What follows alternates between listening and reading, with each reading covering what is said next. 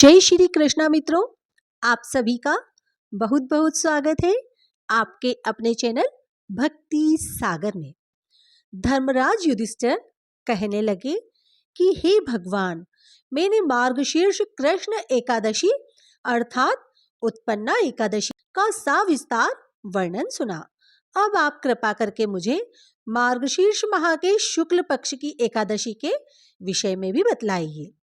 इस एकादशी का क्या नाम है तथा इसके व्रत का क्या विधान है तथा उसमें किस देवता की पूजन की जाती है, इसकी विधि क्या है, इसका व्रत करने से किस फल की प्राप्ति होती है, कृपया यह सब विधान पूर्वक कहिए।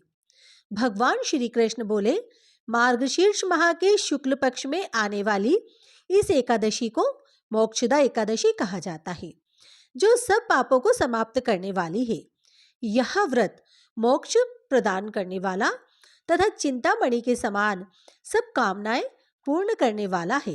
मोक्षदा एकादशी का व्रत करके इसका पुण्य दान अपने पितरों को करने से पितरों को मोक्ष की प्राप्ति होती है, इसमें तनिक भी संदेह नहीं है। इसका महात्म्य मैं तुमसे कहता हूं, ध्यान पूर्वक सुनो। पूर्व काल की बात है, वैष्णवों से विभूषित परम रमणीय चंपक नगर में वेखानस नामक राजा राज्य करता था। उसके राज्य में चारों वेदों के ज्ञाता ब्राह्मण रहते थे। वह अपनी प्रजा को पुत्र के ही समान पालन करता था। इस प्रकार राज्य करते हुए राजा ने एक दिन रात को स्वप्न में अपने पितरों को नरक में पड़ा हुआ देखा। उन सबको इस अवस्था में देखकर राजा के मन में बड़ा विस्मय हुआ और प्रातःकाल ब्राह्मणों को उन्होंने उस स्वप्न का सारा हाल कह सुनाया। राजा ने कहा, मैंने पितरों को नरक में कष्ट उठाते हुए देखा है। वे बारंबार रोते हुए मुझसे यूं कह रहे थे कि तुम हमारे तनुज हो, इसलिए इस नरक समुद्र से हम लोगों का उद्धार करो। जब से मैंने ये वचन सुना है तब से मैं बहुत बेचैन हूँ। चित्त में बड़ी अशांति हो रही है। क्या करे, कहाँ जाऊं? मेरा हृदय रुंधा जा रहा है। हे ब्राह्मण देवताओं, वह व्रत, तप और दान आदि ऐसा कोई उपाय बताइए जिससे मेरे पूर्वज तत्काल ही नरक से छुटकारा पा जाए। बताने की कृपा करें। मुझ बलवान और साहसी पुत्र के जीते जी मेरे माता पिता घोर नरक में पड़े हुए हैं। अतः पुत्र का जीवन व्यर्थ है जो अपने माता पिता का उद्धार न कर सके। ब्राह्मणों ने कहा, हे राजन, यहाँ से निकट ही पर्वत मुनि का महान आश्रम है। वे भूत और भविष्य के भी ज्ञाता हैं। नृप श्रेष्ठ, आप उन्हीं के पास चले जाइए, वे आपकी समस्या का हल जरूर करेंगे। ब्राह्मणों की यह बात सुनकर महाराज वेखानस शीघ्र ही पर्वत मुनि के आश्रम पर गए और वहां उन्होंने मुनि श्रेष्ठ को देखकर उन्हें दंडवत प्रणाम करके मुनि के चरणों को स्पर्श किया। मुनि ने भी राजा से राज्य के सातों अंगों की कुशलता पूछी। राजा ने कहा कि महाराज, आपकी कृपा से मेरे राज्य के सातों अंग सकुशल हैं, किंतु मैंने स्वप्न में देखा है कि मेरे पितर नरक में पड़े हुए हैं। अतः बताइए कि किस पुण्य के प्रभाव से उनका वहां से छुटकारा होगा। राजा की यह बात सुनकर मुनि श्रेष्ठ पर्वत ने आंखें बंद की और फिर नेत्र बनकर भूत और भविष्य पर विचार करने लगे।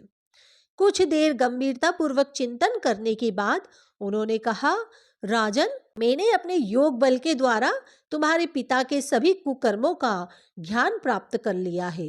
उन्होंने पूर्व जन्म में अपनी पत्नियों में भेदभाव किया था। अपनी बड़ी रानी के कहने में आकर उन्होंने अपनी दूसरी पत्नी को ऋतुदान मांगने पर भी नहीं दिया था। उसी पाप कर्म के फल से तुम्हारा पिता नरक में गया है। यह जानकर राजा वेखानस ने याचना भरे स्वर में कहा, हे ऋषिवर, मेरे पिता के उद्धार का आप कोई उपाय बताने की कृपा करें। किस प्रकार वे इस पाप से मुक्त होंगे? इस पर पर्वत मुनि बोले, हे राजन, मार्गशीर्ष मास के शुक्ल पक्ष में जो एकादशी होती है उसे मोक्षदा एकादशी कहते हैं। यह मोक्ष प्रदान करने वाली है। आप इस मोक्षदा एकादशी का व्रत करें और उस व्रत के पुण्य को संकल्प करके अपने पिता को अर्पित कर दें। मोक्षदा एकादशी के दिन ब्रह्म मुहूर्त में उठकर स्नान आदि करके स्वच्छ और पीले रंग के वस्त्र पहने भगवान विष्णु के समक्ष व्रत का संकल्प करें। एक लकड़ी की चौकी पर पीला कपड़ा बिछाएं।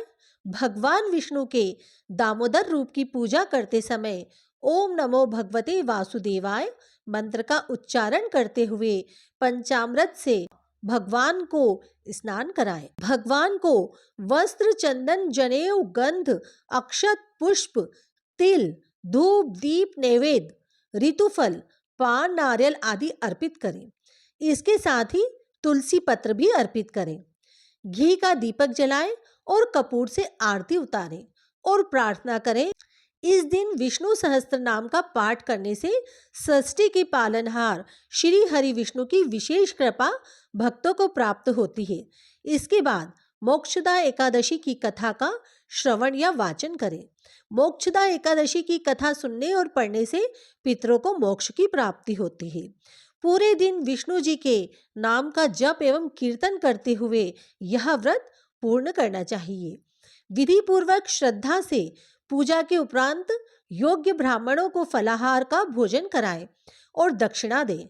मोक्षदा एकादशी के दिन फलाहार करें। हे राजन, साथ ही आपको यह भी प्रतिज्ञा करनी होगी कि मैं ना तो प्रथम स्त्री के जीवित रहते हुए दूसरा विवाह करूंगा और ना ही प्रजा के किसी पुरुष को ऐसा करने दूंगा। यदि किसी दुरात्मा ने ऐसा करने का दुस्साहस किया तो उसे कठिन दंड दिलाने का प्रयास करूंगा। हे राजन, ऐसा करने के पश्चात आपके पिता को मुक्ति प्राप्त होगी। इस प्रकार पर्वत मुनि के वचनों को सुनकर राजा अपने राज्य को लौट आया।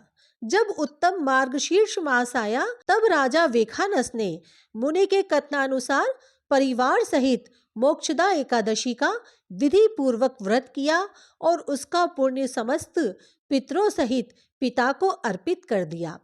पुण्य देते ही क्षण भर में आकाश से फूलों की वर्षा होने लगी। राजा वेखानस के पिता को पितरों सहित नरक से मुक्ति प्राप्त हुई। स्वर्ग को प्रस्थान करते हुए राजा के पिता ने कहा, हे पुत्र, तुम्हारा कल्याण हो। इतना कहकर राजा के पिता ने स्वर्ग को प्रस्थान किया।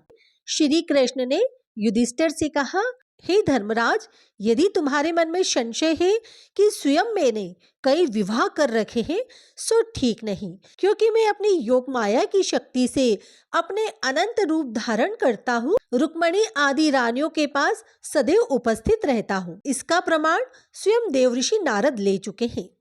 मैंने काम की इच्छा से एक भी विवाह नहीं किया है, बल्कि भक्तों के हित को सोचते हुए किसी विशेष उद्देश्य से किया है।